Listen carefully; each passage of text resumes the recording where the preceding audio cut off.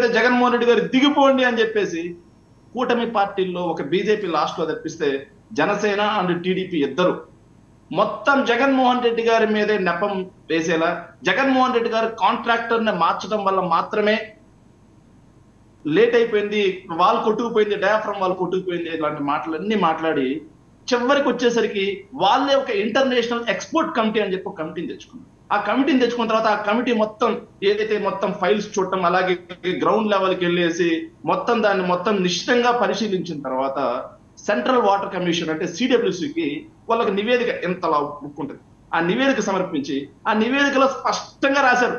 ఏం రాశారంటే ఏదైతే చంద్రబాబు నాయుడు గారి అనాలోచిత నిర్ణయాల వల్ల నదిని డైవర్ట్ చేయకుండా మొట్టమొదటిగా పోలవరం ప్రాజెక్ట్ లో చేయాల్సిన పని స్పిల్వే పూర్తి చేసి, మొట్టమొదటిగా స్పిల్వే పూర్తి చేసి దానికి అప్రోచ్ ఛానల్ ద్వారా నదిని మళ్లించి తర్వాత స్పిల్ ఛానల్ ద్వారా మళ్ళీ నదిలో కలుపుతారు.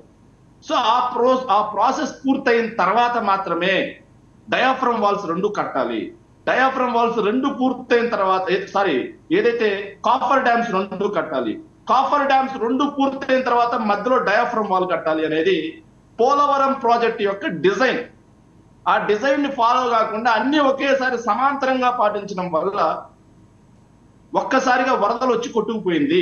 ఓకే, అది ఓకే, అది ఎవరి వర్షన్ వాళ్ళది ఉంది. ఫైల్స్ ఏంటి, ఫైల్స్ గొడవ ఏంటి నేను చెప్తాను, మీరు ఆగండి సార్. సో వెరీ క్లియర్ గా కేటగారికల్ వర్షన్ వాళ్ళది కాదండి, వాళ్ళు తెచ్చుకున్నట్టు మీ వాయిస్ బ్రేక్ అవుతుంది శేఖర్. మా వర్షం గారు మా పార్టీ వాళ్ళు తెచ్చుకున్న ఇంటర్నేషనల్ ఎక్స్పోర్ట్స్ కమిటీని. శేఖర్ మీ సిగ్నల్ బ్రేక్ అవుతుంది, మీ సిగ్నల్ బ్రేక్ అవుతుంది. ఏదో ఒక వైఫైలోనో దేంట్లోనో కనెక్ట్ అవ్వండి, ఫ్రీజ్ అవుతుంది. కనెక్ట్ అయి ఉన్నా అండి, కనెక్ట్ అయి ఉన్నాండి, వస్తుంది అప్పుడు మాట్లాడండి. ఎస్, సో వాళ్ళు క్లియర్ గా ఇచ్చిన తర్వాత సో ఇది డైవర్షన్, ఏదైతే పాలిటిక్స్ డైవర్ట్ చేయడం కోసం, ప్రజల్లోంచి ఒక తప్పుడు మెసేజ్ తీసుకెళ్లడం కోసం వాళ్ళు ఏం చేశారంటే ధవళేశ్వరం దగ్గర ఫైల్స్ కాలిపోయాయి అని చెప్తారు. కానీ అదే ధవళేశ్వరంలో ఆర్డీఓ లక్ష్మీ శివజ్యోతి గారు బయటకు వచ్చి, అయ్యా బాబు ఏమీ కాదు,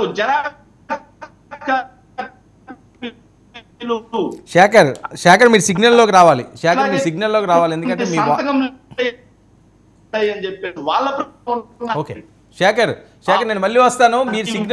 మీరు సిగ్నల్లోకి రావడానికి ట్రై చేయండి. మీది బ్రేక్ అవుతుంది, మీరు చెప్పింది ఏది రీచ్ అవ్వట్లేదు.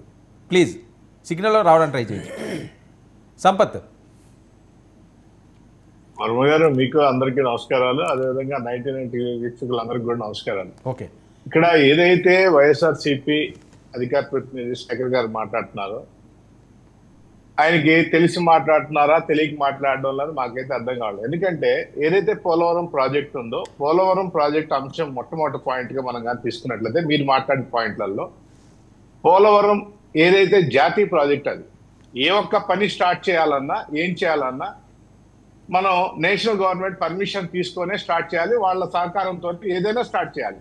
అంతేగాని రాష్ట్ర ప్రభుత్వం ఎగ్జిక్యూట్ చేస్తుందే కానీ ఏం చేయాలన్నా వాళ్ళే చేయాలి. ఇంకొకటి ఏంటంటే 2019 ఎన్నికలకు ముందు, అంటే 2019 ఎన్నికల ముందు 2018 డిసెంబర్లో నేషనల్ గవర్నమెంట్ జాతీయ ఉత్తమ ప్రాజెక్టుగా పోలవరంకి ఇంప్లిమెంటేషన్ ప్రాజెక్టుగా ఆంధ్రప్రదేశ్కి అవార్డు ఇచ్చి క్లీన్ చిట్ ఇచ్చింది. అది తెలిసినట్లేదు సోదరుడికి. రెండోది, ఇక్కడ ఏదైతే నిన్న వచ్చారో, ఏదైతే వీళ్ళు గందరగోళాలు చేసి ఏదైతే చేయాల్సింది చేయకుండా దాన్ని భ్రష్టు పట్టించిన తర్వాత దానికి ఎంత నష్టం వచ్చింది, ఏ విధంగా చేయగలుగుతా, అసలు అది చేయగలుగుతామా లేదా అని ఎలా చేశారో అలానే ఆపేయబడితే దానికి ఇంప్లిమెంట్ చేయొచ్చా లేదా అనే దానికి కేంద్ర ప్రభుత్వం చాలా సమస్యల సహకారం తీసుకున్నది. కేంద్ర ప్రాజెక్ట్ అది. వాళ్ళందరూ వచ్చిన తర్వాత చూశారు, వాళ్ళు రిపోర్ట్ ఇచ్చారు. ఆ రిపోర్ట్ ఏమొస్తుందో తొందరలో చూస్తాం, ఏం తొందర లేదు. దానిలో ఎవరెవరు ఉన్నారో అందరినీ కూడా తప్పకుండా కేంద్ర ప్రభుత్వం చర్యలు తీసుకుంటది. దాన్ని వేచి చూడాల్సిన సందర్భం ఉంది. 100% వేచి చూస్తాం. రెండోది, ఫైల్స్ దగ్ధం విషయం ఎత్తుకుంటే వర్మ గారు, ఫైల్స్ దగ్ధం ఎత్తుకుంటే ఏదైతే అధికారిగా అక్కడ సూపరింటెండెంట్ ఉన్నారో ధవళేశ్వరం ప్రాజెక్ట్ లో లెఫ్ట్ కెనాల్ కి సంబంధించి ఏదైతే ఆఫీస్ ఉందో, ఆ ఆఫీస్ లో ఏదైతే సూపరింటెండెంట్ మొట్టమొదట మాట్లాడిన మాటలు అది జెరాక్స్ కాగితాలు, పనికిరాని కాగితాలు కాబట్టి మేము బయట పెట్టాము, తెలియకుండా తగలబెట్టడం జరిగింది అన్నారు. ఆఫీస్ లోపల బయట తగలబెట్టారు. అయితే అధికారులు ఏదైనా ఒక్కటి వర్మ గారు, ఇక్కడ ఏదైతే మేము మాట్లాడుతున్నది ఏంటంటే ఇప్పుడు ఎవరు విమర్శించడం కాదు, ఇక్కడ అధికారుల నిర్లక్ష్యం వల్ల ఈ కాగితం తగలబెట్టారు. ఏ ఒక్క కాగితం తగలబెట్టాలన్నా, ఏ ఒక్క కాగితం బయట పెట్టాలన్నా మనం చూస్తా ఉన్నాం. గవర్నమెంట్ ఆఫీసులు పోతే ఒక ఇనపెట్టిలో పెట్టి ఆఫీసుల్లో పైన పెడతా ఉంటారు. అలాంటిది ఏ ఒక్క కాగితం అక్కడ పాడవదు. అలాంటిది ఇంకొకటి, ఏదైతే రైతులకు సంబంధించి రుణమాఫీ మీద మనకి ఏదైతే భూసేకరణలో భాగంగా రైతులకి రావాల్సిన దానిలో అవినీతి జరిగిందని చెప్పి మనం జరుగుతూ మాట్లాడుతా ఉన్నాం. నష్టపరిహారం ఏదైనా రైతుల దగ్గర నుంచి కాగితాలు తీసుకుంటే జెరాక్స్ కాక ఒరిజినల్ తీసుకుంటారా? రెండోది, తగలబెట్టిన కాగితాల్లో కూడా రెడ్డింగ్ తో రాసిన కాగితాలు దొరికినాయి. అక్కడ ఏదైతే రెడ్డింగ్ తో రాసిన కాగితాలు జెరాక్స్లు కాదు, ఒరిజినల్ తో దొరికినాయి.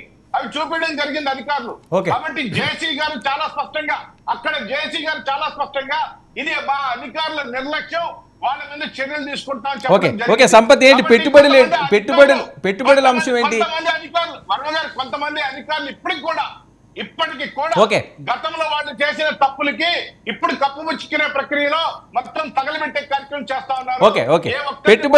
పెట్టుబడుల అంశం ఏంటి సార్? ఇక్కడ శ్రీ సిటీ ఏదైతే మాకు ఆనుకొని ఉంటుంది, మేము నెల్లూరులో ఉన్నాం, మాకు సత్యవేడు, మాకు బార్డర్ లో ఉంటుంది శ్రీ సిటీ ఏదైతే ఉందో ఆ శ్రీ సిటీ దాదాపుగా ఈరోజు 30 కంపెనీలకి సంబంధించి వాళ్ళ అధికారులతోటి ఈరోజు చంద్రబాబు నాయుడు గారు ఈరోజు రివ్యూ పెట్టుకోవడం జరిగింది.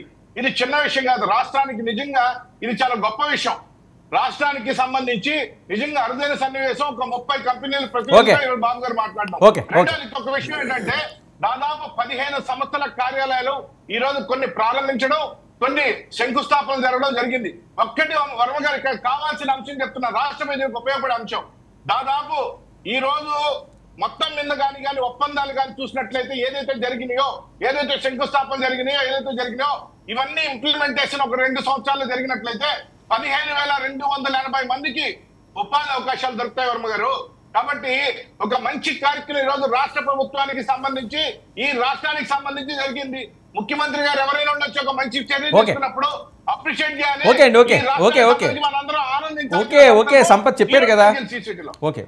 శేఖర్ వచ్చిందా? మీకు ఒక చూపిస్తా అండి, ఎందుకంటే చూపించాల్సినటువంటి అవసరం ఉంది. దాన్ని ఏదైతే సంపత్ గారు మాట్లాడుతూ ఇది మన వైఎస్ఆర్సీపీ అనాలోచిత నిర్ణయాల వల్ల పోలవరం ప్రాజెక్టు పోయింది అని చెప్పేసి మాట్లాడుతున్నారు. ఇంకో విషయం ఏంటంటే అధికారులు మాకు సంబంధించిన వాళ్ళు మాట్లాడుతున్నారు అని చెప్పి. సార్, ధవళేశ్వరంలో కోల్పోయిన దానికి ఆర్డీఓ ఈ రోజు ఇచ్చిన వివరణ సార్, అది మొన్న ఇచ్చిన వివరణ కాదు సార్. ఆర్డీఓ గారు ఈ రోజు ఇచ్చిన వివరణ ఏంటంటే లక్ష్మీ శివజ్యోతి అండి ఆవిడ పేరు. ఈ పేపర్లన్నీ కూడా రఫ్ పేపర్లు కొన్ని ఉన్నాయి, కొన్ని జెరాక్స్ పేపర్లు ఉన్నాయి. ఏవి ఒరిజినల్ కాదు అని చెప్పి మీరు అధికారంలో ఉన్న, మీ పార్టీ అధికారంలో ఉన్న అధికారులు చెప్తున్నారు. దాని గురించి తేల్చండి. ఇంకోటి, కరకట్ట దగ్గర కూడా ఏదో ఫైల్స్ కాలిపోయాయి అని చెప్పేసి నిన్న ఈ రోజు ఆంధ్రజ్యోతి పేపర్లో వచ్చేయడం, పొద్దున్నుంచి ఇదే రచ్చండి. అక్కడ కూడా ఆర్డీఓ గారు వచ్చి అయ్యా బాబు ఈ వేస్ట్ పేపర్స్ బయట మీద తగలబెడుతున్నాం అని చెప్పి. నిన్న పొన్నూరుదండి, పొన్నూరులో ఫైల్స్ మొత్తం మిస్ అయిపోయాయి అని చెప్పారు. తహసీల్దార్ గారు బయటకు వచ్చి ఏమీ పోలేదు, కేవలం మీడియా సృష్టి అని చెప్పి. ఇది మొత్తం కూడా ఏంటంటే ఏదైతే మన అని పేరు సంపత్ గారు, సంపత్ రాజు గారు మాట్లాడుతూ వెరీ క్లియర్ గా చెప్పారు. ఏదైతే పోలవరానికి సంబంధించి నివేదిక వస్తుంది అని చెప్పి. నివేదిక రావటం కాదండి, ఆల్రెడీ వచ్చేసింది. సెంట్రల్ వాటర్ కమిషన్ కి నివేదిక ఇచ్చారు.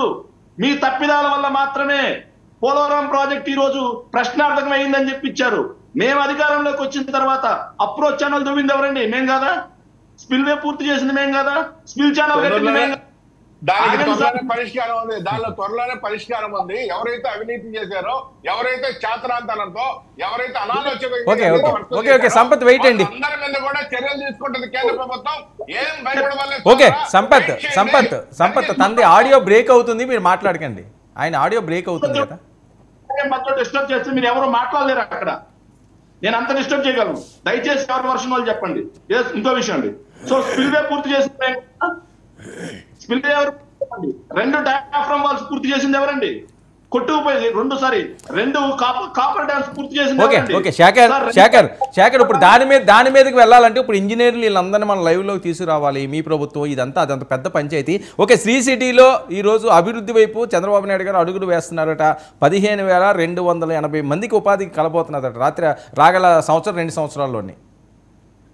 సార్, ఒకటి అలా సినిమాలో ఒకటి ఉంటదండి, జరగాలి చెల్లికి మళ్ళీ మళ్ళీ మళ్ళీ మళ్ళీ మళ్ళీ మళ్ళీ మళ్ళీ పెళ్ళండి. అట్లాగా ఈ రోజు శ్రీ సిటీలో ఆయన ఓపెన్ చేసిన వాటిల్లో నేను చెప్తాను సార్. మొత్తం శ్రీ సిటీ అనేది వైఎస్ఆర్ గారి హయాంలో ఆగస్టు 2008 శ్రీ సిటీ అనేది ఇనాగ్రేషన్ జరిగింది. 2008 ఆగస్టు సార్. దాన్ని కూడా ఈరోజు చంద్రబాబు నాయుడు గారు శ్రీ సిటీ నాది, శ్రీ సిటీ నేనే తీసుకొచ్చా అని చెప్పి మాట్లాడారు. నిస్సిగ్గుగా ఓ ముఖ్యమంత్రి స్థాయిలో ఉంది.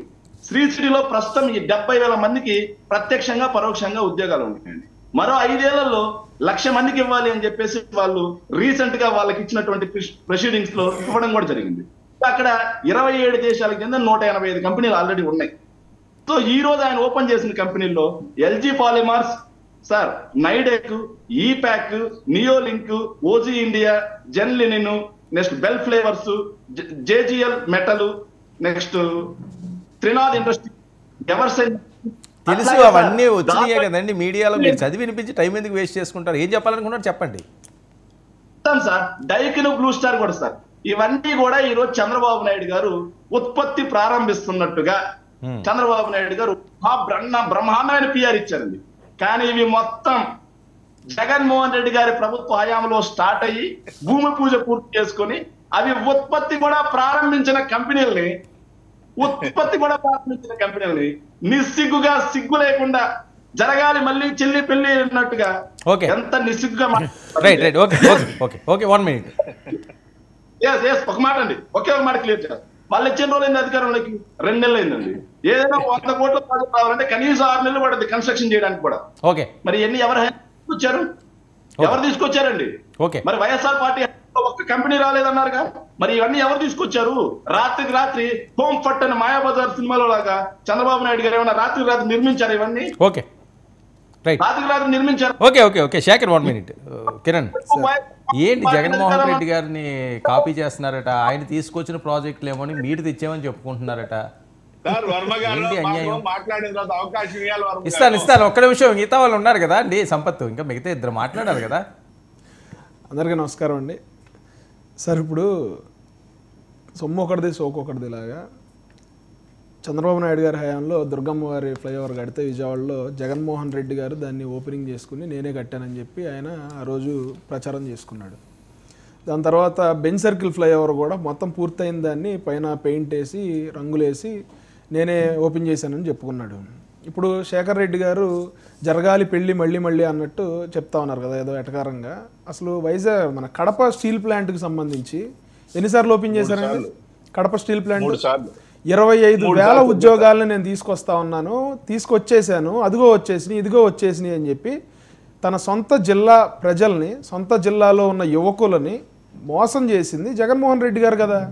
అసలు చేసిందే మళ్ళీ మళ్ళీ ఓపెన్ చేశారు. అసలు బందర్ పోర్ట్ ఎన్నిసార్లు ఓపెన్ చేశారండి జగన్మోహన్ రెడ్డి గారు? రాజశేఖర రెడ్డి గారు ప్రభుత్వంలో చేశారు, మళ్ళీ చంద్రబాబు నాయుడు గారు దాంట్లో చేశారు, జగన్మోహన్ రెడ్డి గారు మళ్ళీ చేసి ఇదిగో పూర్తయిపోయింది పోర్ట్ అని చెప్పి చంద్రబాబు నాయుడు గారు ఆ రోజున చేసిన కార్యక్రమాలు కూడా జగన్మోహన్ రెడ్డి గారు ఆయన ఖాతాలోకి వేసుకున్నాడు. ఇప్పుడు అసలు ఎంత దౌర్భాగ్యమైన పరిస్థితి అంటే శేఖర్ రెడ్డి గారు పోలవరం అంట వాళ్ళ హయాంలో కట్టింది 5% అని మనకు లెక్కలు చెప్తున్నాయి. అప్రోచ్ ఛానల్ ఏళ్ళ కట్టారంట, స్పిల్వే ఏళ్ళ పూర్తి చేశారంట, డయాఫ్రమ్ వాల్ ఏళ్ళ పూర్తి చేశారంట, కాఫర్ డ్యామ్ ఏళ్ళ పూర్తి చేశారంట. మరి 75% కట్టిన చంద్రబాబు నాయుడు గారు ఏం కట్టినట్టు? ఈ 5%లోనే అంటే వీళ్ళు ఎన్నికల హామీల్లోంచి ఇంకా బయటికి రాలేస్తారు. ఎన్నికలప్పుడు చెప్పారు కదా 98% హామీలన్నీ మేము పూర్తి చేసాం మా మేనిఫెస్టోలో అని. ఆ మిగతా 2%లో ఒక లిస్టు చదివితే చాటభారతం అంత వస్తుంది. అంటే సిపిఎస్ ఒకటి, మద్యపాన నిషేధం ఒకటి, జాబ్ క్యాలెండర్ ఒకటి, సంవత్సరానికి 2 లక్షల ఉద్యోగాలు ఒకటి, ఇట్లా తీసుకుంటూ పోతే చాటభారతం అంత వస్తుంది. ఈరోజు నా ఎన్ని వేళ పూర్తి చేస్తే 75%లో ఏమైనాయండి? 75%లో ఏమైనాయి చెప్పుకోవడానికి కొంచెమైనా మనస్సాక్షి ఉండాలి. మీ హయాంలో పట్టుమని 10% కూడా కంప్లీట్ చేయాలి. మీరు పోలవరం 5% కంప్లీట్ చేశారని లెక్కలు చెప్తా ఉన్నాయి. ఈ రోజున మీరు వచ్చి ఇక్కడ డిబేట్లో approach channel, spillway, copper dam, diaphragm wall మొత్తం మీరే కట్టారని చెప్పుకోవడానికి కొంచెమైనా సిగ్గుపడాలని చెప్పి ఈ సందర్భంగా చెప్తా ఉన్నా.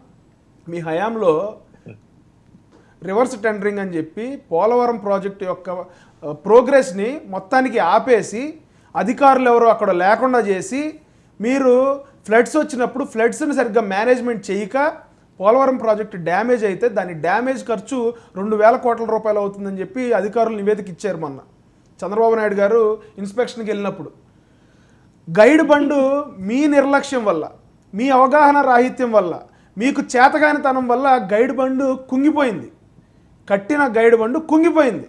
దాన్ని రిపేర్ చేయడానికి ఎన్ని వందల కోట్లు అవుతాయో కూడా ఈ రోజున తెలియని పరిస్థితిలో ఉంటే పోలవరం ప్రాజెక్ట్ అంతా మీరే పూర్తి చేసినట్టు అంబటి రాంబాబు గారి కన్నా కూడా ఎక్కువ కాన్ఫిడెంట్గా చెప్తున్నారు. ఈయన మన అనిల్ కుమార్ యాదవ్ గారి కన్నా చాలా కాన్ఫిడెంట్గా చెప్తా ఉన్నారు. వాళ్ళే ఆశ్చర్యపోతారు ఈ డిబేట్ చూసి. ఓర్ని ఇంత చేసామా మనం, మన ప్రభుత్వంలో ఎంత చేసి మనం చెప్పుకోలేకపోయామా అని ఆశ్చర్యపోయే పరిస్థితిలో ఈ రోజున వైఎస్ఆర్సీపీ నాయకులు ఉన్నారు. ఓకే, బాలకోటి గారు సార్. బాలకోటి గారు ఏంటి, ఎవరితో మాట్లాడుతున్నారా? లేదే, చెప్పండి వర్మ గారు, మీతో మాట. ఏంటండి ఫైల్స్ గొడవ ఏంటి, నెక్స్ట్ ఈవీఎంలు ఏంటి, ఈవీఎంలు గోల్మాలట, మళ్ళీ రీకౌంటింగ్ పెట్టబోతున్నారట, నిజమేనా? గురించి మాట్లాడండి. బాలకోటయ్య గారికి అన్ని తెలుసు. ఓకే, అదే ఆ ఫైల్స్ అవే కదండి, అవి మాట్లాడతారు. మీరు మా ఇద్దరు మాట్లాడారు కదండి, ఇంక మూడోది కూడా మీకు సపోర్ట్గా ఆయనే మాట్లాడరా? వర్మ గారు ఒకడు అన్నాడంట, మా ఊర్లో పూర్తి పిచ్చోడు ఉన్నాడు అన్నంట. నీకు ఎలా తెలుసు పూర్తి పిచ్చోడు ఉన్నాడు అని చెప్పేసి అంటున్నావంటే పక్కూరులో అరపెచ్చగాడు ఉన్నాడు అన్నంట. నేను అసలు మీకు విషయం, ఆ ఫైల్ ఎందుకు దగ్ధం అవుతుంది, ఎవరు దగ్ధం చేస్తున్నారు, దగ్ధం చేయాల్సిన అవసరం ఎవరికి ఉంది, ఆ దగ్ధం అవుతున్నది నిజమా కాదా, కూటమి ప్రభుత్వమే నిప్పెట్టి తగలబెడుతుందా, లేదా పాత అధికారులు తగలబెడుతున్నారు, ఈ అంశం గురించి మాట్లాడటం కోసమని వచ్చా. ఈ శేఖర్ రెడ్డి గారి విషయం అయిన తర్వాత అసలు నాకు ఏ సబ్జెక్ట్ కూడా మాట్లాడబుద్ది కాకుండా, ఈయన గారు ఏదో ఇంజనీర్ అయినట్టుగా, పోలవరం దయం ప్రభావాలకు ఏనే కొలతలు వేసినట్టుగా, స్పిల్వేని దూసినట్టుగా ఏం మాట్లాడతారండి? ఇంజనీర్ చదివారా మీరు? ఇంజనీర్ చదివారేంటి మీరు? పోలవరం గురించి ఏం తెలుసు మీకు? ఆకి బండిరాకి తేడా తెలియదు మీకు. మీరు మాట్లాడాల్సింది బాధ్యత కలిగిన పదాలు వచ్చా ఉంటారు డిబేట్లో. ఏదో రచ్చ చేస్తారంట, వార్నింగ్ ఇస్తున్నావేంటి అందరికీ? డిబేట్లో వాళ్ళందరూ వార్నింగ్ ఇస్తావేంటి? అసలు వాడి పొజిషన్, మీరు ఒపోజిషన్లో ఉన్నారు, ప్రజలు చేత్కరించి చీమిడి తీసినట్టుగా తీసేశారు. చీమిడి, దానికి ఏదో సమాధానం చెప్పాలి. పోలవరం మీరు కట్టారా? స్పిల్వే మీకు కట్టారా? దేవపురం మీరు ఎవరు కట్టొద్దన్నారు? మీ మంత్రి ఏం చెప్పాడు? సెకను బుల్లెట్ దిగిందని చెప్పిండు కదా. ఏమైపోయాడు మంత్రి? ఏమైపోయారు? పోలవరాన్ని దుంపనాశనం చేస్తే 8 లక్షల ఎకరాలకి ఆయకట్టుకు నీళ్లు లేకుండా చేశారు. వర్మగారు, వీళ్ళు చేసిన పాపాలు మామూలు పాపాలు కాదండి. పోలవరం నిర్మాణం ఆపటం వలన 8 లక్షల ఎకరాల ఆయకట్టుకు నీరు లేకుండా చేశారు. విశాఖపట్నానికి త్రాగునీరు లేకుండా చేశారు. 360 మెగావాట్ల విద్యుత్ లేకుండా చేశారు. నదుల అనుసంధానం ద్వారా కృష్ణా డెల్టాకి 13,80,000 ఎకరాలకి సాగునీరు లేకుండా చేశారు. పోలవరం పూర్తి కాకపోవటం వలన ఆంధ్ర రాష్ట్రానికి జరిగిన నష్టం అది. నీకు ముందు ప్రభుత్వం తప్పులు చేస్తే పోలవరంలో ఎవరు కాదన్నారు? నేను పట్టుకోవద్దన్నారా? నిన్ను శిక్షించొద్దన్నారా? ఎన్ని కోట్లు పట్టుకున్నారు చెప్పండి? పోలవరంలో ఎంతమందిని అరెస్ట్ చేశారు? 5 ఏళ్ళు అధికారంలో ఉన్నారు కదా. ఈ రోజులో ఫైళ్లు దగ్ధం అవుతుంటే ఈ ఫైల్ ఎందుకు దగ్ధం చేస్తారు? ఎవరి దగ్గర? మేము కూటమి ప్రభుత్వాన్ని కూడా అడుగుతున్నాం, ఫైల్ దగ్ధం చేసిన వాళ్ళందరినీ అరెస్ట్ చేయాలేనండి. ఫైల్ ఎందుకు దగ్ధం అవుతాయి? వీటికి సమాధానం ఎవరు చెప్పాలి?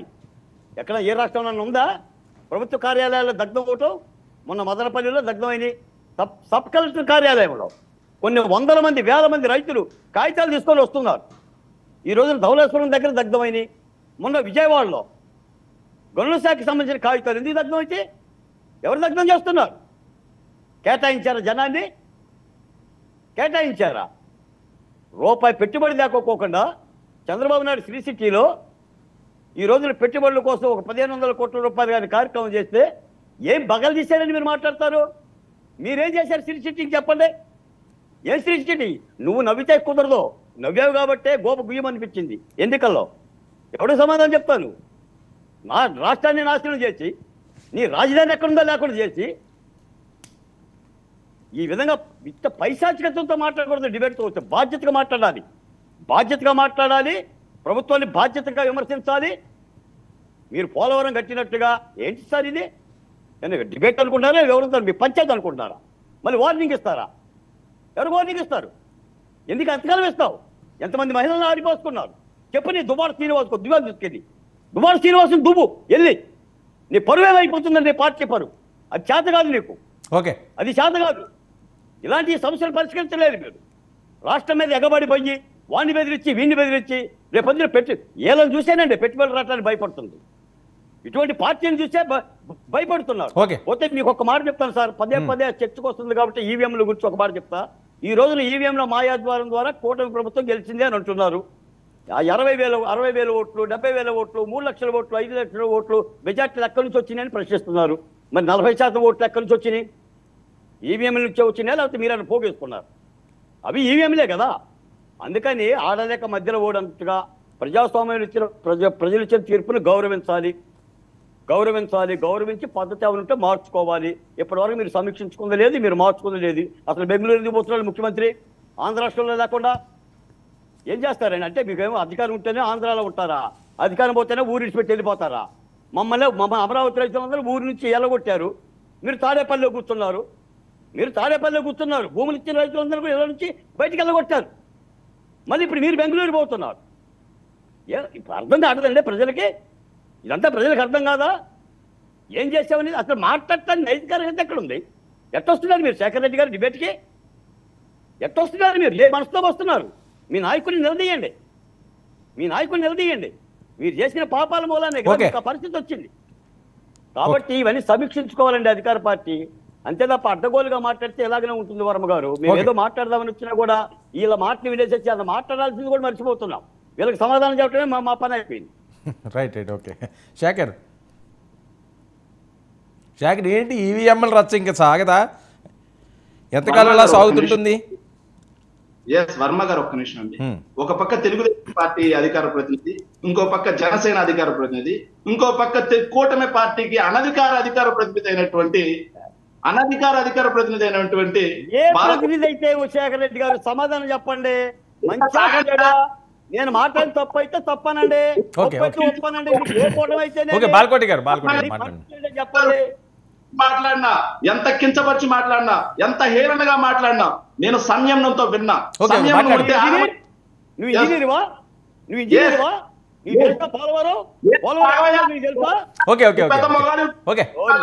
బాలకోటి గారు ఒక్క నిమిషం ఉండండి. ఆయన వాళ్ళు మాట్లాడిన తర్వాత మళ్ళీ కాస్ట్ మీకు ఇస్తాను. ఇద్దరు మాట్లాడితే అర్థం కావట్లేదు. వర్మ గారు ఒక్క నిమిషం అండి. నేను ఇంజనీర్ అని ఆయన ప్రశ్నించాడండి. సో ఆయన పొలిటికల్ హిస్టరీ చదివి వచ్చాడు, అనలిస్ట్ అయ్యారా?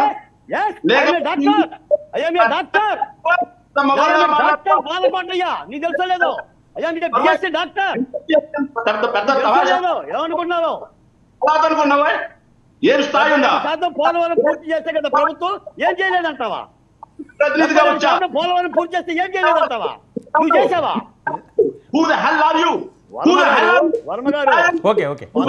మాట్లాడాలి పద్ధతిగా శేఖర్ పాయింట్ లోకి రండి. బాలకోటి గారు పర్సనల్ గా ఎవరు వద్దు, పాయింట్ లోకి రండి.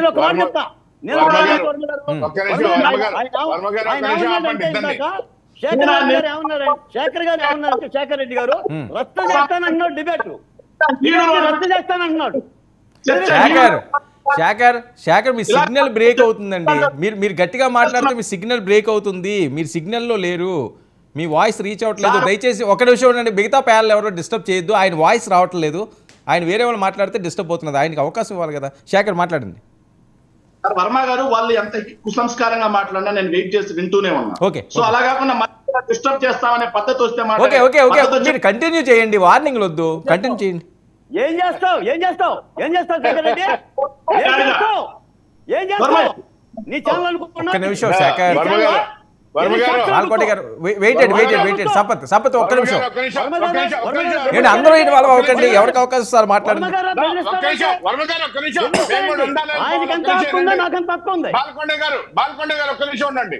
బాబు శేఖర్ గారు, మీరు పెద్ద ఆయన్ని పట్టుకొని ఏకవచనంతో మాట్లాడద్దు. ఎందుకంటే ఆయన అమరావతి సంపత్ ఒక నిమిషం ఉండండి.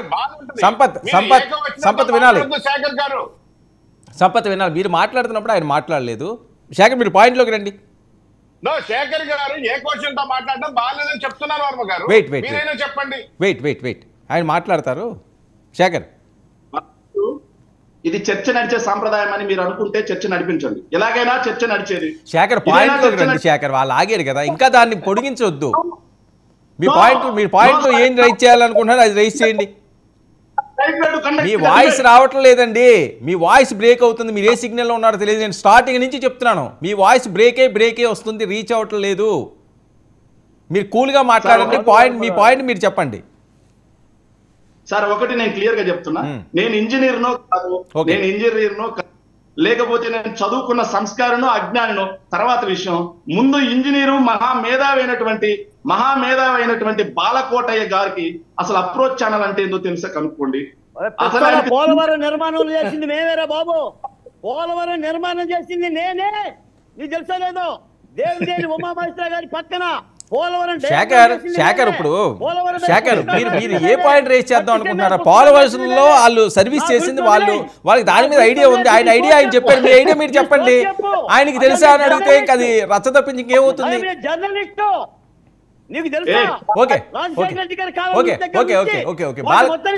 బాలకోటి గారు ఆవేశాలు వద్దు, ఆయన పాయింట్ చెప్పనివ్వండి.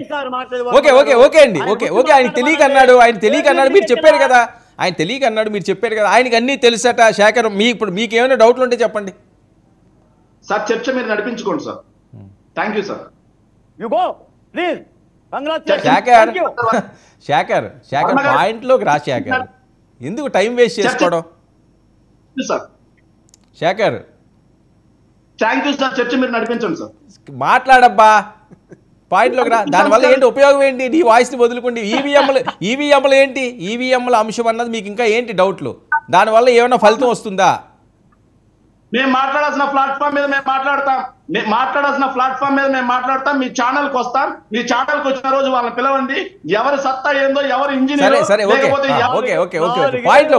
పాయింట్లో శబదాలు వద్దు, శబదాలు పంతాలు అవసరం లేదు. డిబేట్లో శబదాలు పంతాలు అవసరం లేదు. శేఖర్ డిబేట్లో పంతాలు అవసరం లేదు. పాయింట్లోకి రండి, మీరు మాట్లాడండి. వెయిట్ అండి. బాలకోటి గారు మీరు ఎన్ని మాట్లాడినా అక్కడ శేఖర్ మాట్లాడలేదు. మీరు ఒక్క నిమిషం వెయిట్ చేయండి, మీకు ఇస్తాను. Okay wait. ఆయన మాట్లాడనివ్వండి. అరే అది ఆయన సిగ్నల్ ప్రాబ్లం ఉంది కదా బాలకోటి గారు. సిగ్నల్ ప్రాబ్లం ఉన్నప్పుడు మీరు ఎందుకు ఇంటరప్ట్ చేస్తున్నారు? వెయిట్ చేయండి. సరే ఓకే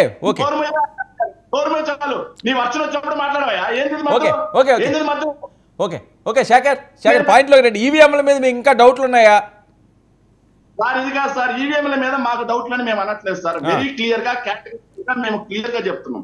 ఏదైతే సుప్రీంకోర్టు తీర్పు ప్రకారం ఎవరికైనా ఈవీఎంల మీద సందేహాలు ఉంటే 45,000 ప్లస్ 15% GST కట్టి వాటిని వాళ్ళు పరిష్కరించుకోవచ్చు, వీవీప్యాట్లు లెక్కేయచ్చు, సరి తీసుకోవచ్చు, రీవెరిఫికేషన్ చేసుకోవచ్చు అని చెప్పి సుప్రీంకోర్టు క్లియర్ గా తీర్పు ఇవ్వడం జరిగింది.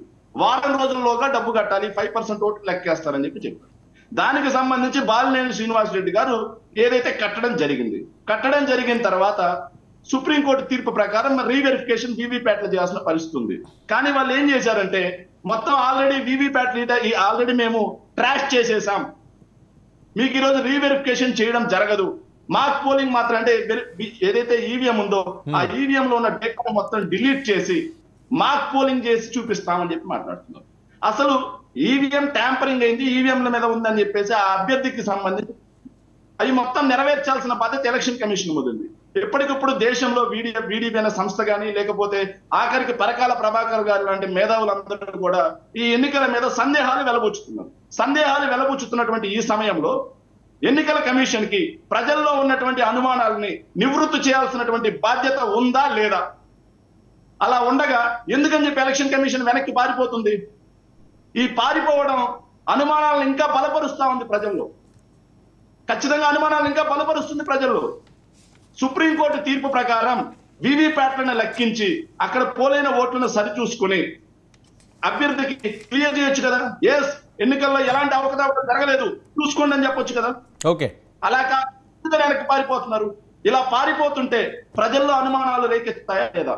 ఓకే, అభ్యర్థుల్లో అనుమానాలు లేదా? ఇది రాష్ట్ర వ్యాప్త చర్చ కాదండి, దేశవ్యాప్తంగా అవుతున్న చర్చ. శేఖర్ మరొక అంశం ఏంటి, జగన్మోహన్ రెడ్డి గారు అసలు వ్యూహం ఏంటి? ఎక్కువ బెంగళూరులో ఎందుకు మకాం వేస్తున్నారు? చాలా వస్తున్నాయి. ఆయన ఏదో కాంగ్రెస్ అంటారు, లేకపోతే బీజేపీతో అంటారు, లేదా వేరే అంశాలు అంటారు, లేకపోతే ఆయన ఆర్థిక లావాదేవీల్లో కొద్దిగా ఇబ్బందికరంగా ఉన్నారు, అందుకని ఇక్కడ ఉంటే సేఫ్ కాదు అని అక్కడికి వెళ్ళారంటారు. మొన్నంతా సెక్యూరిటీ వేరే వస్తున్నాయి. సార్ ఒకటి బాలకోటి గారు మాట్లాడుతూ ముఖ్యమంత్రి 700 కదా ఎందుకు వెళ్ళారని చెప్పారు. సారీ అండి, జగన్మోహన్ రెడ్డి గారు మాజీ ముఖ్యమంత్రి అండి. సో ఒకటి గుర్తించుకోవాల్సిన విషయం ఏంటంటే 2019 నుంచి 24 మధ్యలో చంద్రబాబు నాయుడు గారు ఎంతకాలం ఓడిపోయిన తర్వాత ఎంతకాలం హైదరాబాద్ లో ఉన్నారు, లోకేష్ బాబు గారు ఎంతకాలం హైదరాబాద్ లో ఉన్నారు. ఏదైతే పవన్ కళ్యాణ్ గారు చంద్రబాబు నాయుడు గారి అరెస్టుకు ముందు ఆ 4.5 సంవత్సరంలో ఎన్ని రోజులు ఆంధ్రాలో ఉన్నారు, సో అవి మాత్రం చర్చకి రాని అంశాలు. కానీ జగన్మోహన్ రెడ్డి గారు ఓడిపోయి వాళ్ళ అధికారం చేపట్టి 2 నెలలు రేపు 4వ తారీఖుకి మేము ఓడిపోయి 3 నెలలు అవుతుంది. సో జగన్మోహన్ రెడ్డి గారు సో పార్టీకి ఏదైతే ఉందో కూటమి పార్టీకి ఒక 100 రోజులు సమయం ఇవ్వాలి. వాళ్ళు చెప్పినటువంటి 100 రోజులు సమయం ఇచ్చిన తర్వాత ప్రజా పోరాటాలు చేయాలని చెప్పేసి చూస్తున్నారు. ఓకే, శేఖర్ ప్రజా పోరాటాలకి రంగం సిద్ధం అవుతుందా? ఇంకా 100 రోజులు అంటే ఎక్కువ టైం లేదు సార్. ఒకటి సార్, 100 రోజులు అంటే ఎక్కువ టైం లేదు, ఇవన్నీ కాదు. ఇంకొక విషయం ఏంటంటే బాలకోటయ్య గారు చాలా ఆవేశంగా సిగ్గుంది అది అని చెప్పి మాట్లాడు. ఎస్, మాకు సిగ్గుంది కాబట్టి చెబుతున్నాం. చంద్రబాబు నాయుడు గారికి సిగ్గుంటే ఈ రోజు వైఎస్ఆర్ కాంగ్రెస్ పార్టీ హయాంలో తీసుకొచ్చి నిర్మించినటువంటి ఏదైతే కంపెనీలు ఉన్నాయో వాటిని ఎందుకని చెప్పి ఆయన ప్రారంభించారు? మాయ గారా ఇంకా ఎంతకాలం ప్రజలను మభ్యపెడతారు? ఇలా మేధావి ముసుగేసుకున్న వాళ్ళందరూ రాష్ట్ర ద్రోహులుగా మిగిలిపోయే రోజు ఉంది. దగ్గరలో ప్రజలకి విఘ్నులన్నీ అన్ని గమనిస్తా ఉన్నారు. వీళ్ళు ప్రజల్ని ఎంత తప్పుదో పట్టించారు, ప్రజలకు ఎన్ని అబద్ధాలు చెప్పారు, రాష్ట్రంలో ఎన్ని కంపెనీలు వచ్చాయి, ఎన్ని ఉద్యోగాలు వచ్చాయి, మేము ఖచ్చితంగా ప్రజలకి వివరిస్తాం. వివరించిన తర్వాత ప్రజల వేళకు బుద్ధి చెప్తారు. ప్రజల వేళని రాష్ట్రం తరిమి కొడతారు సార్. ఆ రోజు దగ్గరలోనే ఉంది. వీళ్ళు రాష్ట్ర ఈ రోజు కంపెనీలు వస్తాయి, బ్లూ స్టార్ కానీ, హ్యావెల్స్ కానీ, ఈపాక్ కానీ, బెల్ కానీ, ఇవన్నీ కూడా కేవలం వైఎస్ఆర్ కాంగ్రెస్ పార్టీ హయాంలో మేము ఇస్తాను ఈ రోజు మాట్లాడుతున్నారంటే సిగ్గుపడాల్సి. ఓకే సంపత్, ఏంటి ప్రజా ఉద్యమాలు మొదలవుతాయట, ప్రజా పోరాటానికి సిద్ధం అవుతున్నారట. డెడ్ లైన్ 100 days, ఆల్రెడీ రేపు 4th ఆయన చెప్పినట్టుగా 90 days అయిపోద్ది. అంటే September 14th నుంచి మీకు కంటి మీద కునుకులేని ఉద్యమాలు వస్తున్నాయి. సిద్ధమా? వర్మ గారు ఇక్కడ 3 issues వర్మ గారు ఇప్పుడు దాకా మాట్లాడిన సందర్భాలు మిగతా మాట్లాడినవన్నీ పక్కన పెట్టండి. మాట్లాడినవన్నీ పక్కన పెట్టండి, అంత సమయం లేదు. నేను అడిగిన దానికి స్ట్రైట్ గా సమాధానం చెప్పండి. ప్రజా ఉద్యమాలు సిద్ధం అవుతున్నారట, దాని గురించి మీరు కన్ఫర్మ్ మాట్లాడండి. దానికి చెప్తున్నాను ఒక్క వాక్యం వర్మ గారు. ఏదైతే ఫైల్స్ దగ్ధం అవుతున్నాయో దానికి సంబంధించి ఉదాహరణకి మనకి పుంగనూరులో దగ్ధం అయినప్పుడు అక్కడ ఏళ్లన్నీ కూడా పెద్దిరెడ్డి రామచంద్రారెడ్డి గారి వైపు ఇంకో వైపు చూపించినప్పుడు వాళ్ళే స్పందించాల.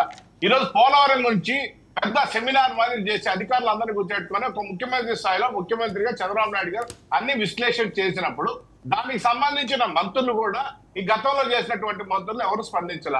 ఈ రోజు ఎవరు కూడా వాళ్ళు చేసిన తప్పులన్నీ కూడా బయటకు వచ్చే పరిస్థితుల్లో ఎవరు కూడా వాటికి సంబంధించి ఈయన ఏ సమీక్షలు అయితే జరిపాడో చంద్రబాబు నాయుడు గారు ఆ సమీక్షల మీద వాళ్లే మాట్లాడడానికి ఆలోచిస్తా ఉంటే శేఖర్ రెడ్డి గారు ఏదో మాట్లాడేస్తా ఉన్నారు. ఇవన్నీ పక్కన పెడితే ఉద్యమాలు ఏం చేయాలండి వర్మ గారు? వీళ్ళు దేనికి ఉద్యమాలు చేయాలి?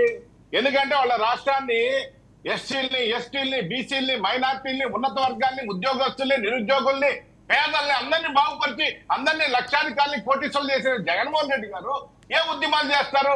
మొత్తం చెప్పాడు కదా, ప్రతి కుటుంబాన్ని కోటీశ్వరులు చేశాను, ప్రతి వ్యక్తిని కోటీశ్వరులు చేశానని చెప్పినటువంటి జగన్మోహన్ రెడ్డి గారు ఆయన ఏదో ఆయన ఆస్తి అంతా పనిచేసినట్టు ఉచితాలన్నీ పనిచేశానని చెప్పినటువంటి జగన్మోహన్ రెడ్డి గారికి మ్యాండేట్ ఏ విధంగా ఇచ్చారో చూసిన తర్వాత మనకి ఏ మొక్కం పెట్టుకొని జనంలోకి పోతామా అనేది చూడాలి. ఆయన ఇప్పుడే భద్రత ఒక్క నిమిషం అడుగుగారు, భద్రత లేదు, భద్రత తగ్గించారు జనంలో. ముఖ్యమంత్రికి ఉన్నప్పుడే పరదాలు కట్టుకొని తిరిగితే రేపు ఏ మొక్కం పెట్టుకొని రోడ్లలోకి వస్తాడు వర్మ గారు?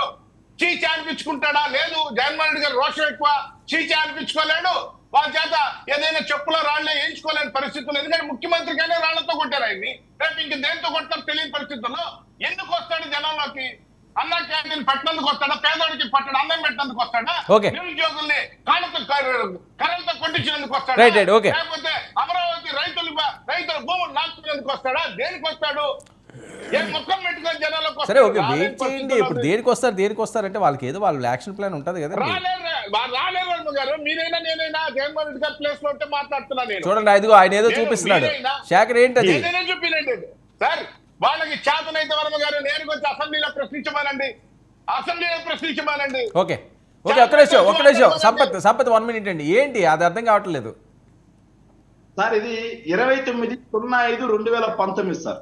29/05/2019లో సార్ ఇది ఆంధ్రజ్యోతి పేపర్ లో వచ్చేసింది సార్. ఇది కేవలం బాలకోట చూపిస్తున్నా. ఆంధ్రజ్యోతి పేపర్ లో వచ్చేసింది సార్. ఎలక్షన్ జరిగింది మేలో. మీరు ఆగండి సార్. 29/05/2019 ఆంధ్రజ్యోతి ఎలక్షన్ జరిగింది సార్. ఏంటండి ఇప్పుడు ఆయన ఏదో చూపిస్తే మీరు ఎలక్షన్ జరిగిందని, అది ఎవరికి రీచ్ అవ్వట్లేదు. సార్ మీరు ఆగండి sir. PPA chairman RK Jain గారు ఆయన రివ్యూ చేసి చెప్పింది ఏం తెలుసా సార్?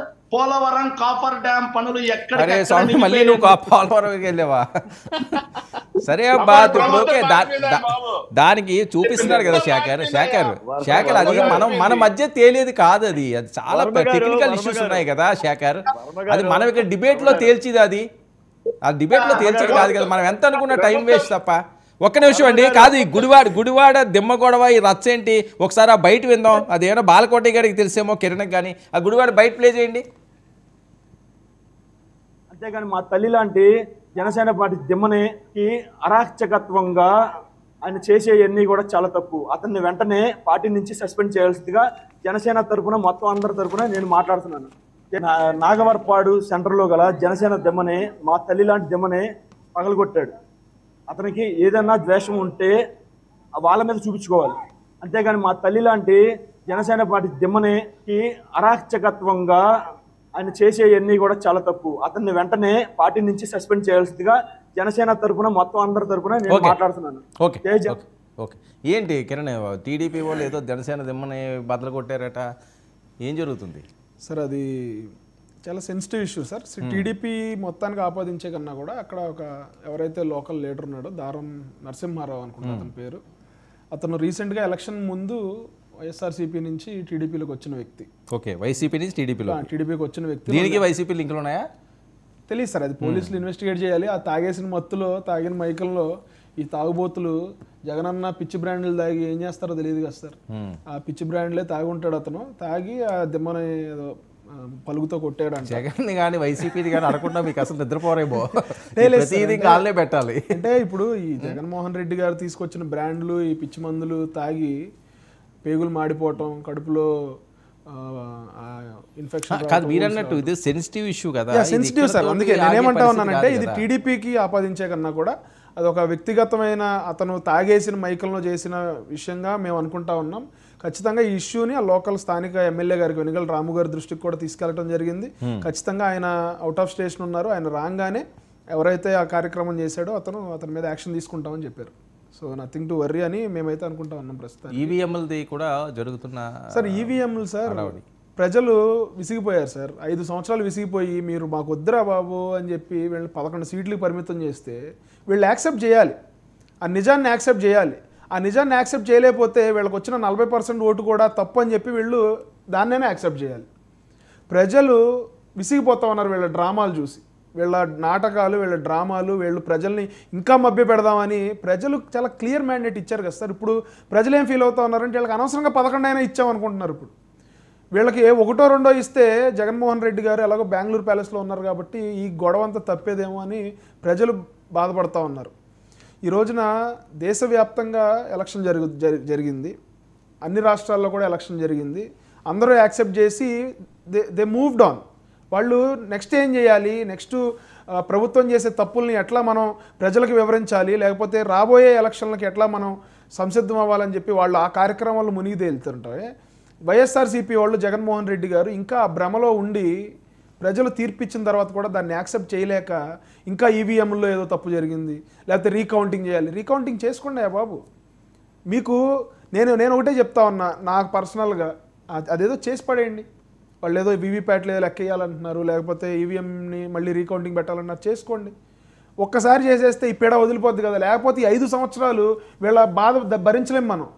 ఆ చెవు కోసిన మేకల్లాగా ఈవీఎం ఈవీఎం ఈవీఎం ఈవీఎం అని మొరుగుతానే ఉంటారు. సో నేనేం చెప్తా ఉన్నానంటే సుప్రీంకోర్టు ఏదైతే ఆదేశాలు ఇచ్చిందో ఎలక్షన్ కమిషన్కి వాళ్ళు ఒక ప్రొసీజర్ చెప్తారు. ఆ ప్రొసీజర్ ప్రకారం మాక్ పోలింగ్ చేస్తారు. మాక్ పోలింగ్ చేస్తే ఇప్పుడు ఈ లోపేమి ఈవీఎంలో కొత్త టెక్నాలజీ ఏమి ఇన్స్టాల్ చేయలేదు కదా, కొత్త సాఫ్ట్వేర్ ఏమి ఇన్స్టాల్ చేయలేదు కదా. ఆల్రెడీ ఏవైతే వాళ్ళు 12 బూతులు సెలెక్ట్ చేసుకున్నారో ఆ బూతులకు సంబంధించిన ఈవీఎంస్నే మళ్ళీ మాక్ పోలింగ్ చేస్తామని చెప్తా ఉన్నారు. ఒకవేళ ఇప్పుడు కరెక్ట్గా జరిగితే మాక్ పోలింగ్లో కరెక్ట్గా జరిగితే మొన్న ఎలక్షన్లో కూడా కరెక్ట్గా జరిగి ఉంటుంది కదా. సో అప్డేట్ ఏం జరగలేదు కదా, ఈవీఎంస్కి సంబంధించి అప్డేట్ ఏం జరగలేదు కాబట్టి ఖచ్చితంగా ఎలక్షన్ కమిషను వాళ్ళు ఏ పార్టీలకి కొమ్ముకాయరు, ఏ రాజకీయ పార్టీలతో వాళ్ళు వత్తాసు పలకరు, వాళ్ళు నిష్పక్షపాతంగానే వాళ్ళ వైఖరి ఉంటుంది. 2019లో అదే వైఖరి ఉంది, 2024లో కూడా అదే వైఖరి ఉంటుంది. అంతకుముందు జగన్మోహన్ రెడ్డి గారు ఏం చెప్పారు, ఈవీఎంలన్నీ చాలా ట్రాన్స్పరెంట్గా ఉన్నాయి, ఈవీఎంలన్నీ చాలా మంచిగా పనిచేసినాయి, ప్రజలందరూ మాకు ఓటేశారని చెప్పి 151 వచ్చినప్పుడు చెప్పారు కదా. ఆ నిజాన్ని ఈ రోజున మీరు ఎందుకు నమ్మలేకపోతా ఉన్నారు? ఓకే, ఆ రోజున ఒకవేళ మీరు చెప్పింది కనుక బూటకం అయితే ఈ రోజున చెప్పింది మీరు నిజమా అబద్ధమా? సో ఖచ్చితంగా ఎలక్షన్ కమిషన్ మీద మా అందరికీ కూడా బలమైన నమ్మకం ఉంది, విశ్వాసం ఉంది. ఆ రోజున 2019లో కూడా మేము ఒక్క సీటు గెలిచిన రోజు కూడా మేము ఈవీఎంస్ని బ్లేమ్ చేయలే, మేము ఎలక్షన్ వ్యవస్థను బ్లేమ్ చేయలే. మేము ఆ డిఫీట్ని మేము యాక్సెప్ట్ చేసి మేము ఎట్లా పుంజుకోవాలి, మేము ఎట్లా ప్రజలకు దగ్గర అవ్వాలి, ప్రజల సమస్యల మీద మేము ఎట్లా పోరాటం చేయాలని చెప్పి మేము ముందుకెళ్ళాం తప్ప ఇలా మేము డొంక పట్టుకుని తిరగల.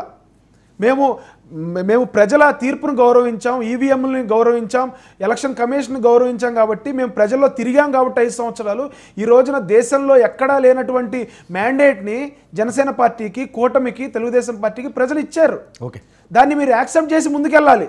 ముందుకెళ్లకుండా మేము ఇంకా అలాగే ఉంటామంటే రాజశేఖర రెడ్డి గారు చనిపోయినప్పుడు ఒక కథ సర్క్యులేట్ అయింది సార్.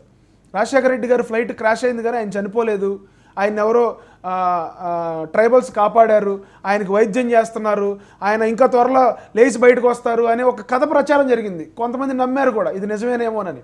ఈ రోజున వీళ్ళు అదే రకమైన భ్రమలో ఉండి ఆ నిజం తెలుసుకోవడానికి కొంత టైం పట్టింది. నిజంగా ఆయన చనిపోయారు, ఆయనకు లేరు అని తెలుసుకోవడానికి కొంత టైం పట్టింది. ఈ రోజున వైఎస్ఆర్సీపీ వాళ్ళు కూడా ఒక ట్రాన్స్లో ఉండి మేము ఇంకా గెలుస్తాం, మాకు ఇంకా అవకాశాలు ఉన్నాయి, ఆ ఒక్క ఒంగోలులో ఒకటి కనుక మాకు ఫేవర్గా వస్తే రాష్ట్రం అంతా మనం అల్లర్లు సృష్టిద్దాం, లేకపోతే రాష్ట్రం అంతా మనం డిస్టర్బెన్సెస్ క్రియేట్ చేద్దామని వీళ్ళు ఏదైతే ఒక ఆలోచనలో ఉన్నారని నాకు అనిపిస్తూ ఉంది. ఖచ్చితంగా ఎలక్షన్ కమిషన్ మీద మీరు నమ్మకం ఉంచండి.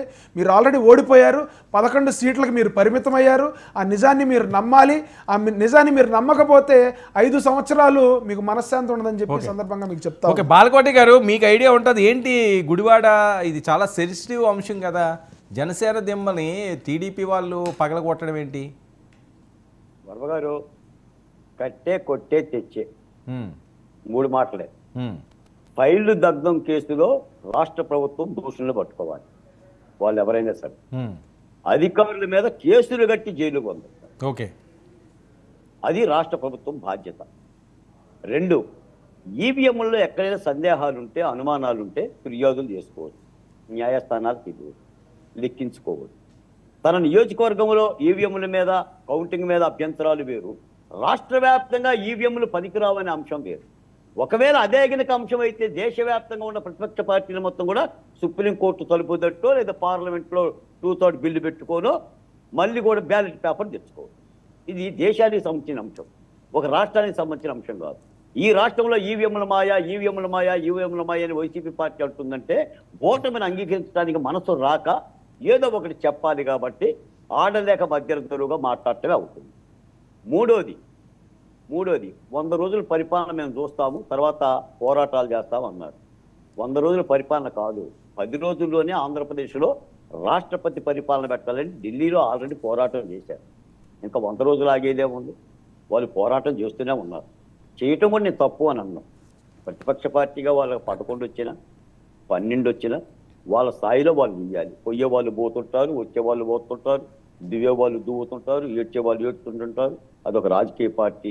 నేనేమనేదంటే జగన్మోహన్ రెడ్డి గారు ముఖ్యమంత్రిగా 5 ఏళ్ళు రాష్ట్రంలోనే ఉండి మమ్మల్ని రాష్ట్రం నుంచి వెళ్ళగొట్టిండు కదా, ఇప్పుడు పదవి పోగానే ఆయన వెళ్ళిపోవటం దేనికి, ఇక్కడే ఉండి పోరాటం చేయొచ్చు కదా అని చెప్పి అడుగుతున్నాను తప్ప మరేం కాదు. ఈ రాష్ట్రం చాలా ఇబ్బంది పడ్డ మాట యథార్థం. వైసీపీ పరిపాలన ఫలంగా అది ఏదో కుదుట పడుతుంది. అవకాశం ఉంటే ప్రజాస్వామ్యయుతంగా యుద్ధం చెయ్యండి. ఎల్లి మీద మళ్ళీ పడింది, మళ్ళీ మీద ఎల్లి పడింది అని ఇదే పంచాయతీలు కనుక చేసుకుంటుంటే ఎరసేమ అవుతుందంటే రాష్ట్రానికి చోటు కలుగుతుంది. జగన్మోహన్ రెడ్డి గారికి పోయిందే ఉంది సార్, ఆయన విమానాల్లో తిరుగుతాడు, ప్యాలెస్లో ఉండగలదు. ఏం పోయింది ఆయనకి? పొయ్యేది ఏదన్నా ఉంటే రాష్ట్ర ప్రజలకు పోతుంది. కూడు గుడ్డ నీడ లేని భేద బిక్కిపోతుంది. నేను మాట చెప్పే వర్మ గారు, కూటమి ప్రభుత్వం చాలా మంది ప్రాణాలు పోతే వచ్చింది, చాలా మంది మానాలు పోతే వచ్చింది కూటమి ప్రభుత్వం. నేను మళ్ళీ ఇంకొక అడుగు కూడా ముందుకేసి పెడుతున్నా. 2 రాజకీయ పార్టీలు కలిస్తే, 2 పార్టీల నాయకులు కలిస్తే ఇంతటి విజయం కాదు. మొత్తం యావత్తు సామాజిక వర్గాలన్నీ కూడా తిరగబడి ఓట్లు వేస్తే కూటమి ప్రభుత్వానికి ఇంత గర్వించదగ్గ విజయం వచ్చింది. స్వర్గీయ ఎన్టీ రామారావు గారి హయాంలో కూడా రాని తెలుగుదేశం పార్టీ విజయాన్ని 2024లో చంద్రబాబు నాయుడు గారు చవిచూశారు. కాబట్టి ఆ పరిపాలన గాడిలో పెట్టాలని ఒక తాపత్రయంతో చంద్రబాబు నాయుడు గారు పనిచేస్తున్నారు. సహకరిస్తే ప్రతిపక్ష పార్టీగా సహకరించండి. మీరు యుద్ధం చేయడానికి చాలా రోజులు ఉన్నాయి. 1825 రోజులు, 5 ఏళ్ళు అంటే అయ్యింది 100 రోజులే. ఇంకా 1800 రోజులు ఉన్నాయి. మీరు బాధ్యతాయుతమైన పాత్ర నిర్వహిస్తే ప్రజలు మిమ్మల్ని ఆలోచిస్తారు. ఇప్పుడు ఈ డిబేట్లో కనుక శేఖర్ రెడ్డి గారు కనుక బౌ బౌ బౌ అని అరిచినట్టు గారు ఇస్తే మళ్ళీ అది కూడా ప్రజలు ఆలోచిస్తారు. తప్పనిసరిగా బాధ్యతతోనే ఉండాలి. మేము కూడా ఆ పాత్రలో ఉంటాం. శేఖర్ రెడ్డి గారు, మీరు అనుకుంటున్నారో లేదో, బాలకోటయ్య తెలుగుదేశం, బాలకోటయ్య చంద్రబాబు నాయుడు అని మీరు అంటే అనొచ్చాము. కానీ మేము ఏ పార్టీనో, ఏ సంఘమో, మేము ఏ పోరాటాలు చేశామో, మా బిడ్డలు ఎంతమంది చనిపోయారో, మేము ఇప్పటికీ ఎస్సీ ఎస్టీ అట్రాసిటీ కేసుల గురించి ఏం మాట్లాడుతున్నామో, మా శ్వేతపత్రం గురించి మాట్లాడుతున్నామో, చంద్రబాబు నాయుడు గారిని కూడా మేము ఏమేమి అడుగుతున్నామో, బాధ్యత కలిగిన పౌర సమాజంగా మేము ఏమేమి కార్యక్రమాలు చేస్తున్నామో మీకు తెలియకపోవచ్చు. రేపొద్దున కూటమి కనుక తాను కనుక నిర్వర్తించాల్సిన బాధ్యతలు తప్పులుంటే పౌర సమాజం తప్పులు ప్రశ్నిస్తాం. ఎందుకు ప్రశ్నించు? ఆ ప్రశ్న కూడా ఎందుకు కాదంటారు? దాసరి గారు ఎందుకు అంటారు? తెలుగుదేశం వాళ్ళు ఎందుకు అంటారు? మంద మంచి అయితే మంచి అని అంటారు. తప్పనిసరిగా ఏదైనా సరే వర్మ గారు, ఈ పైలి దగ్ధం కేసులో సంబంధిత అధికారుల మీద కేసులు కట్టి అరెస్ట్ చేస్తే గానీ కూటమి ప్రభుత్వం. బాలకోటి ఏంటి గుడివాడ అంశం ఏంటి? గుడివాడ అనేసరికల్లా ఇంకంతా ఈయన నాని గారు హవా, ఆయన కాస్త తగ్గినట్టున్నారు ఈ మధ్య, ఎక్కడ కనిపించట్లేదు. ఇప్పుడు మళ్ళీ ఇంకొక రచ్చ అయింది. వర్మ గారు, మరి గుడివాడ విషయంలో కూడా నా చేత ఎందుకు జనసేన నాయకులు మాట్లాడారు. దాసరామ గారు కాదండి, ఇది సెన్సిటివ్ అంశం. అది మీరు మాట్లాడారా, నేను మాట్లాడానా, ఇదిలో పాయింట్ అని కాదు. 2 రాజకీయ పార్టీల మధ్య చిన్న చిన్న మనస్పర్ధలు ఉంటే వాళ్ళు పరిష్కరించుకుంటారు. అది పెద్ద విషయం ఏం కాదు. ఏదో దెమ్మ తొలగదీశారు తెలుగుదేశం పార్టీకి సంబంధించిన ఒక వ్యక్తి అని. ఇప్పుడు జనసేన పార్టీ నుంచి చెప్పాడు ఆయన, ఈ మధ్య వైసీపీ నుంచి మా పార్టీలోకి వచ్చాడని చెప్పాడు. అదొక చిన్న సంఘటనగానే ఉంటుంది. అవన్నీ పరిష్కారం చేసుకుంటారు. సాధారణంగా మీకు ఉండకుండా ఎలా ఉంటాయి పార్టీలు అన్న తర్వాత? ఇప్పుడు వైసీపీ పరిపాలనలోనే ఉంటాయి, తెలుగుదేశం పార్టీలో ఉంటాయి, అన్ని చోట్ల ఉంటాయి. 2 పార్టీలు 3 పార్టీలు ప్రభుత్వం భాగస్వామ్యంలో కలుగు చేస్తున్నప్పుడు, ఒక ప్రాంతంలో ఉన్నప్పుడు నాయకత్వ సంస్థలు ఉంటాయి, ఎదుగుదల సంస్థలు ఉంటాయి, అన్నీ ఉంటాయి. ఏదైనా మనకు కావాల్సిందంటే వెరసి రాష్ట్రానికి మంచి చేస్తున్నామా, చెడు చేస్తున్నామా? చంద్రబాబు నాయుడు గారు మంచి దిశగా ఆలోచిస్తుంటే మనం సహకరిస్తున్నామా లేదా ఆటంకాలు ఇస్తున్నామా అనే కోణం నుంచి ఆలోచించాలి. నేనైతే ఈ సందర్భంగా మీరు అడిగిన మాటకు మాత్రం ఈ పైలి దగ్ధం కేసు మాత్రం విజయవాడలో దగ్ధమైనవి, మదనపల్లిలో దగ్ధమైనవి, ఆల్రెడీ పోలవరం ప్రాజెక్టు కూడా దగ్ధమైనవి. 4,200 కోట్ల రూపాయలకు సంబంధించిన భూసేకరణ, వాళ్ళ యొక్క నష్టపరిహారం సంబంధించిన పైలి దగ్ధమని వీటి మీద విచారించాలి. తక్షణం కేసులు కట్టి సంబంధిత అధికారులను జైల్లో పెట్టాలి. పెడితేనే దగ్ధం అవుతుంది. ఓకే శేఖర్ ఏంటి గుడివాడలో అంశం? మీ వైసీపీ నుంచి వచ్చిన వాళ్ళే అట, అది మీకే. సార్ ఒకటి, మా మిత్రుడు కిరణ్ ఉన్నారు, దాసరి కిరణ్, ఇంకా మేము అధికారంలో ఉన్నారని అనుకుంటున్నారు, భ్రమల్లో ఉన్నట్టున్నారు. కాకపోతే మేము అధికారంలో ఉన్నప్పుడు చాలా రోజులు మొత్తుకున్నాం, చాలా రోజులు ఆధారాలతో సహా చూపించాం, ఆర్డర్ కాపీలతో సహా చూపించాం. అయినా కానీ ఈ కూటమి వాళ్ళకి అవి ఎక్కలేదు. ఎందుకంటే వీళ్ళకి నిజాలు ఎప్పుడు ఎక్కువ కాబట్టి. జగన్మోహన్ రెడ్డి గారి ప్రభుత్వ హయాంలో ఒక్క కొత్త డిస్టిలరీకి పర్మిషన్ ఇవ్వలేదు, ఒక్క కొత్త బ్రాండ్ కూడా మేము పర్మిషన్ ఇవ్వలేదు, ఒక్క బ్రాండ్కి కూడా మేము పర్మిషన్ ఇవ్వలేదు. ఇప్పుడు మీరు అధికారంలోనే ఉన్నారు, మేము ఏదైనా కొత్త డిస్టిలరీకి పర్మిషన్ ఇచ్చినట్టుగా కానీ, కొత్త బ్రాండ్కి పర్మిషన్ ఇచ్చినట్టుగా కానీ ఏపీ బీవరేజ్ కార్పొరేషన్ దగ్గర మొత్తం లిస్ట్ ఉంటే తీసుకొచ్చి మీరు చూపించండి, అప్పుడు మాట్లాడదాం. అట్లా కాకుండా ఈ జగన్మోహన్ రెడ్డి గారి మీద పడటం చూస్తా ఉంటే వాళ్ళ కుసంస్కారానికి మనం ఏం చేయలేం. ఇంకోటి, ఆ మిత్రుడు మాట్లాడుతూ, ఎవరు దాసరి కిరణ్ మాట్లాడుతూ ఈవీఎంలు ద్వారా గెలిచారు మీరు అని చెప్పేసి భ్రమల్లో ఉన్నాం మేము. సార్ కిరణ్ గారు, మేము ఓడిపోయిన నెక్స్ట్ డేనే ఓటమిని అంగీకరించి డిబేట్కి వచ్చాం. మేము ఓటమిని అంగీకరించాం. ప్రజా తీర్పు వినండి సార్, ప్రజా తీర్పు అని మాట్లాడాం మేము, ప్రజా తీర్పు అని మాట్లాడాం మేము. కాకపోతే అక్కడ ఒక అభ్యర్థికి అభ్యంతరాలు ఉన్నాయి. సుప్రీంకోర్టు మార్గదర్శకాలు ఏంటంటే సార్, మాక్ పోలింగ్ నడిపించమని కాదు, సుప్రీంకోర్టు ఏదైతే ప్రొసీడింగ్స్, సుప్రీంకోర్టు తీర్పు అది కాదు. సుప్రీంకోర్టు తీర్పు ఏంటంటే వీవీప్యాట్లని ఎస్ఓపి సార్, ఏదైతే స్టాండర్డ్ ఆపరేటింగ్ ప్రొసీజర్ అంటారు, ఎస్ఓపి ఏంటో తెలుసా సార్? వాళ్ళు చెప్పిన ఎస్ఓపి ప్రకారం వీవీప్యాట్లని అట్లాగే అట్ ది సేమ్ టైం పోలైనటువంటి ఏదైతే మిషన్ లో పోలైనటువంటి రెండింటిని సరితేల్చండి అనేది సుప్రీంకోర్టు ఆర్డర్. కానీ వీళ్ళేం చేస్తున్నారు, పోలైన ఓట్లన్నీ తీసేసి అక్కడ మాక్ పోలింగ్ చేస్తామన్నారు. అది కాదు కదా అడిగింది. వర్మ గారు ఈవీఎంల మాయమూలానే కూటమి ప్రభుత్వం గెలిచిందంటాడా శేఖర్ రెడ్డి గారు? అలా అనలేదంట. ఆ ప్రేమలు ఏమైనాయో, ఆ ఆప్యాయతలు ఏమైనాయో అని ఇట్లా కూర్చున్నారు కదా జగన్మోహన్ రెడ్డి గారు. ఆ ప్రేమలు ఏమైనాయో, ఆ ఆప్యాయతలు ఏమైనాయో. కూటమి ప్రభుత్వాన్ని ఈవీఎంలే గెలిపించినయా, ప్రజలు ఓట్లే లేదా? ఓకే ఓకే శేఖర్ చెప్తాను దయచేసి. కాదు శేఖర్ రెడ్డి గారు ఆయన బ్రేక్ అవుతుంది, ఎవరు మాట్లాడండి. శేఖర్ రెడ్డి గారు మీరు కాగితాలు రాసుకుని ఉపన్యాసాలు చెప్తే యాడిస్తారు, చెవిలో పడి నిద్ర వస్తుంది. ఈవీఎంలతో గెలవడం ఏంటి? ఓకే ఓకే ఈవీఎంలతో గెలవడం ఏంటి? మరి 2019 మీరు గెలిచారు ఈవీఎంలతో. ఓకే ఓకే బాలకోడి గారు మాట్లాడి ఉండండి. అయిపోయిందా సార్ వాళ్ళు మాట్లాడడం? మాట్లాడు శేఖర్ మాట్లాడండి. ఆయన గెస్చర్ ఓకే ఉంటదండి, ఉంటది. క్రాస్ టాక్ చేస్తారు, మీరు చేస్తారు కదా, మీకు అవకాశం ఇస్తున్నారు కదా, దాన్ని మళ్ళీ ఎందుకు వెనక్కి వెళ్తారు? మీరు మాట్లాడండి. మీరు గెస్చర్స్ టైం అయిపోతుంది శేఖర్ రెడ్డి గారు. మాట్లాడండి. ఇట్లా జగన్మోహన్ రెడ్డి మాట్లాడండి. ఒక నిమిషం. ఏంటి సార్ డిబేట్ అంటారా? ఏమంటారు స్వామి, ఏమంటారు? మాట్లాడినప్పుడు మాట్లాడుకున్నారు, క్రాస్ టాక్ చేస్తారు. నేను ఆపుతున్నాను కదా, ఎందుకు టైం వేస్ట్ చేస్తారు? టైం వేస్ట్ ఎందుకు చేస్తారు? అరే అవకాశం ఇచ్చినప్పుడు మాట్లాడకుండా మళ్ళీ దాన్ని వెనక్కి వెళ్తారు. నేను ఇస్తాను కదా, వాళ్ళు ఆపుతున్నాను. సరే ఆర్గ్యూ వచ్చినప్పుడు అంటారు, మీరు క్రాస్ టాక్ చేయరా? కాదండి, మీ వైసీపీ వాళ్ళు ఎవరు కూడా క్రాస్ టాక్ చేయరా? చేస్తారు, మళ్ళీ ఇస్తాం కదా అవకాశం. చేసుకోండి. ఇంత చర్చలో నేను ఎక్కడైనా క్రాస్ టాక్ చేశానా? రివైండ్ చేసుకోండి. సరే సమయం వస్తే చెప్తారబ్బా, ఇప్పుడు నీకు ఇవ్వకపోతే కదా, సమయం ఇస్తున్నాను కదా, ఎందుకు టైం వేస్ట్?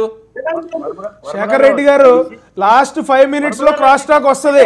మీ ఇష్టం వచ్చింది మీరు చెప్పుకుని వెళ్ళిపోతే మేము ఎవరికి చెప్పాలి సమాధానం? మీ ఇష్టం వచ్చిన ఎలిగేషన్స్ మీరు వేసి వెళ్ళిపోతే మేము ఎవరికి సమాధానం చెప్పాలి? లాస్ట్ 5 minutes లో క్రాస్ టాక్ ఉంటది. లాస్ట్ 5 minutes లో ఉంటది. మీ ఇష్టం వచ్చిన ఎలిగేషన్ మీరు వేసి వెళ్ళిపోతే మేము ఎవరికి సమాధానం చెప్పాలి? టైం అయిపోతే, డిబేట్ క్లోజ్ అయిపోతే సమాధానం ఎవరికి చెప్పాలి? క్రాస్ టాక్ ఉంటది, బరాబర్ ఉంటది లాస్ట్ 5 minutes లో. చర్చ ఎంత సంప్రదాయంగా జరగాలి. జరుగుతుంది మీ హావభావాలు తప్ప, మీ గెస్చర్స్ తప్ప. పాయింట్లోకి రండి. చేతులు ఇలా పెట్టి అవి కాదు. చెప్పండి, మీ సమయం ఇచ్చినప్పుడు చెప్పండి. చెప్పండి. మీద సందేహాలు ఉన్నాయని చెప్పేసి ఆ అభ్యర్థి పోయారు. అభ్యర్థి పోయినప్పుడు ఆ అభ్యర్థికి సంబంధించి సందేహాలను నివృత్తి చేయాల్సిన బాధ్యత ఎలక్షన్ కమిషన్. నివృత్తి చేస్తే పోతుంది కదా. సరే ఓకేలేండి, అది కోర్టు చూసుకుంటాం. మేము అదే చెప్తా ఉన్నాం, నివృత్తి చేయమనే చెప్తా ఉన్నాం. ఈ తలకైన 5 ఏళ్ళు మేము పడలేమనే చెప్తా ఉన్నాం. నివృత్తి చేసేయండి. ఓకే, వన్స్ ఫర్ ఆల్ చేయండి. నివృత్తి వచ్చి మాట్లాడండి. అధికార పార్టీగా మీ మీద కూడా నింద లేకుండా ఉంటది కదా. నేను అదే చెప్తా ఉన్నాను శేఖర్ రెడ్డి గారు. ఓకే, వాళ్ళు అదే చెప్తారు. నేను అదే చెప్తా ఉన్నా, వన్స్ ఫర్ ఆల్ క్లియర్ చేయండి. కిరణ్ ఒక నిమిషం. శేఖర్ వాళ్ళు అదే చెప్తున్నారు కదా, అది క్లియర్ అయిపోతే గొడవ ఉండదు అని. వాళ్ళు ఏం కాదంటలేదు దాన్ని. అధికార పార్టీగా మీరు కూడా బయటకు వచ్చి ఎలక్షన్ కమిషన్ రిక్వెస్ట్ చేయండి. ఏమయ్యా ఎలక్షన్ కమిషన్ గారు మా మీద నింద పడుతుందయ్యా, మీరు ఆ వీవీ పెట్టలేదు. ఓకే ఓకే బాగుంది, ఐడియా బాగుంది. శేఖర్ రెడ్డి గారి ఐడియా బాగుంది. రైట్.